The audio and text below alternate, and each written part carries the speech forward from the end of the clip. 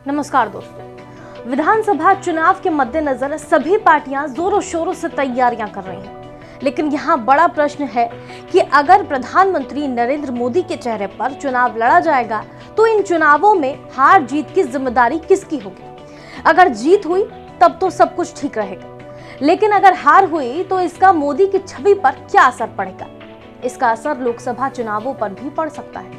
अगर कोई पार्टी अपने सबसे लोकप्रिय नेता के चेहरे पर विधानसभा चुनाव लड़ने की रणनीति बनाए तो उसमें किसी को आपत्ति नहीं होनी चाहिए। लेकिन अगर किसी पार्टी के पास ऐसा सीएम है जो 18 साल से सत्तारूढ़ हो, उसके खिलाफ कोई खास एंटी इनकम्बेंसी ना दिख रही हो, रेटिंग के लिहाज से भी सबसे आगे हो और जो पिछले साल भर से टीवी और अखबारों में अपनी छवि के प्रचार पर लगातार सैकड़ों करोड़ खर्च कर रहा हो, तो आलाकमान को उसके प्रति क्या रवैया अपनाना चाहिए।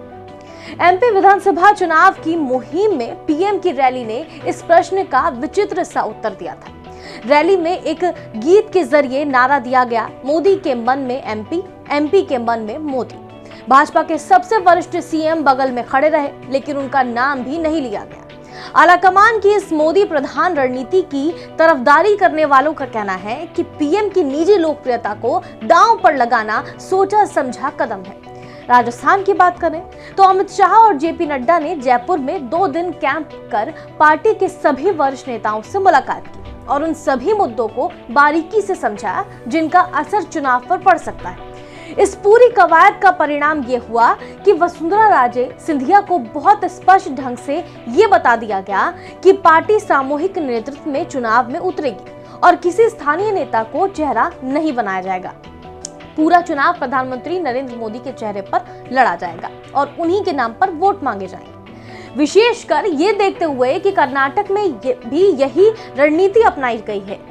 वहां भी येदियुरप्पा जैसे स्थानीय मजबूत चेहरे को किनारे रखकर मोदी के नाम पर ही वोट मांगा गया था, लेकिन पार्टी को कोई सफलता नहीं मिली। इसके पहले हिमाचल प्रदेश में भी प्रेम कुमार धूमल जैसे मजबूत स्थानीय चेहरों को पीछे रखकर केवल मोदी के चेहरे पर वोट मांगा गया, लेकिन पार्टी जीत हासिल नहीं कर सकी। अगर इन परिणामों को देखने के बाद भी पार्टी ने मोदी को चेहरा बनाने की रणनीति अपनाई है, तो ये समझने वाली बात है कि आखिर उसने ऐसा क्यों किया है। आप इस मुद्दे पर क्या सोचते हैं, मैं कमेंट करके जरूर बताएं। नमस्कार।